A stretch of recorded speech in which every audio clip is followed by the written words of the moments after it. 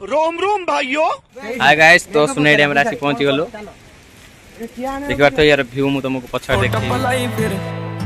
नवी गड्डिया कढ़ाई देख चल हुण चली गुट ते परां दा तेरा करदा कमाल नी बिल्लियां बलौरी अखां करदी सवाल तोरे मटक मटक नी तू फिरनी ते चाल नी गल्लां दी लाली ने तां कीते बुरे हाल